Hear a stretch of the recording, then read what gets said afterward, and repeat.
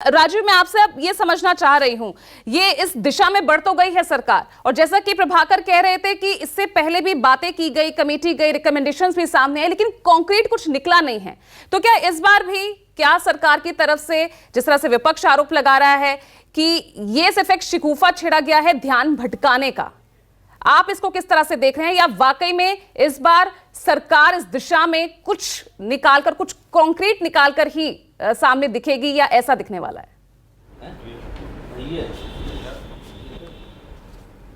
देखिए पूजा, जब इंडिया की तीसरी बैठक मुंबई में होनी थी, उससे पहले रसोई गैस के दाम 200 रुपये कम कर दिए गए, और तभी खबर आई कि पार्लियामेंट का एक विशेष सत्र बुलाया जा रहा है जो 18 से 22 सितंबर तक के लिए होगा। तो इससे फिर चर्चा शुरू हो गई कि ये सत्र किस लिए बुलाया गया। देखिए, जिस संसदीय कार्य मंत्री ने ये ट्वीट करके देश को जानकारी दी कि विशेष सत्र बुलाया गया, उन्होंने तभी अगले दिन जब उनसे पूछा गया तो उन्होंने कहा 2-3 दिन में हम एजेंडा साझा कर देंगे। 2-3 दिन बीत गए, एजेंडा आज तक साझा नहीं हुआ। ये देश में जो मौजूदा केंद्र सरकार है वो चौंकाने वाली केंद्र सरकार तो है ही, और बहुत सारे मसलों में उसकी जो पारदर्शिता है वो भी सामने नहीं आती है। जब सब कुछ फैसला हो जाता है तब पता चलता है कि ये हो रहा है। आपने देखा कि तुरंत कमेटी का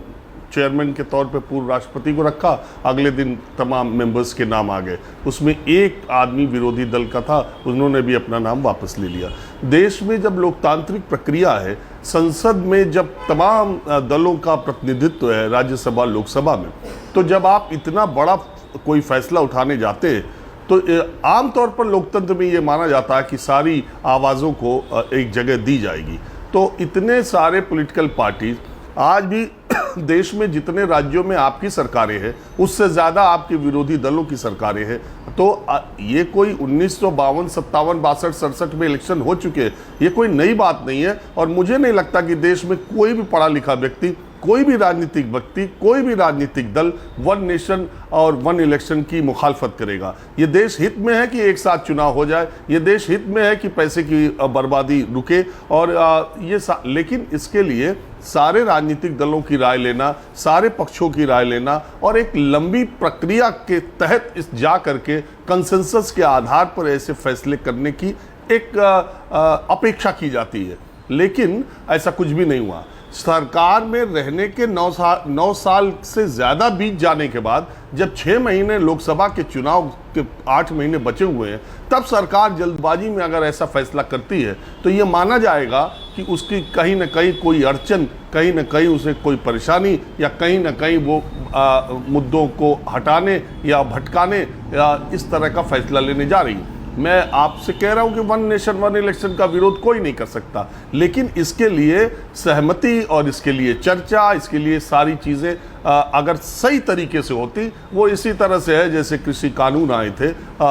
देश एक दिन सो के उठा, उसे अध्यादेश के जरिए पता चला कि 3 कृषि कानून आएंगे, और देश एक दिन सो करके उठा, प्रकाश पर्व था, तो 1.5 साल के बाद पता चला कि कृषि कानून वापस हो गए। तो इसी तरह से ये फैसला मुझे लगता है कि अगर लिया गया तो ये ऐसा ही फैसला है। सरकार, जब आप पूरा कार्यकाल खत्म करके 6 महीने बचा हुआ है, तो वन नेशन वन इलेक्शन की बात करना निश्चित तौर पर, और इतनी जल्दी कमेटी बना देना, जहाँ तक ये कहना कि कमेटी की कोई समय सीमा नहीं है, कमेटी में जो बातें रखी जाएंगी, और राज्यों के तो आधे राज्यों से आधे राज्यों का समर्थन चाहिए होगा तो आधे राज्य उनके पास है। दूसरी बात, कमेटी के मेंबर सहमति देने के लिए हैं कि वहाँ सलाह मशवरा करने के लिए। और आपको पता है कि जब ये जो कमेटी है, ये इनको अगर करना होगा तो इनको ड्राफ्ट मिलेगा, और ड्राफ्ट पर सहमति देंगे सरकार ने, अगर फैसला कर लिया होगा तो कुल मिला के हेडलाइंस में बने रहना, चर्चा करते रहना, और उसके बाद चौंकाते रहना इस सरकार का काम है। तो मुझे लगता है वन नेशन वन इलेक्शन से कोई दिक्कत नहीं, लेकिन जिस तरह की चर्चा इतने बड़े मुद्दे पर, संवैधानिक संशोधन पर होनी चाहिए, वो जरूर होनी चाहिए। जल्दबाजी में फैसला लेने का मतलब ये माना जाएगा कि बहुत सारी आवाज़ों को, बहुत सारे पक्षों को नहीं सुना गया। ठीक है राजीव, तो आइए अब इस चर्चा को हम आगे बढ़ा रहे हैं, क्योंकि जिस तरह से मेरे तमाम सहयोगियों ने इस पूरे मुद्दे के राजनीतिक पहलू हो या कानूनी पहलू, जिस तरह से समझाया है, उस पर विश्लेषण करना, उस पर अब राय, राजनीतिक प्रति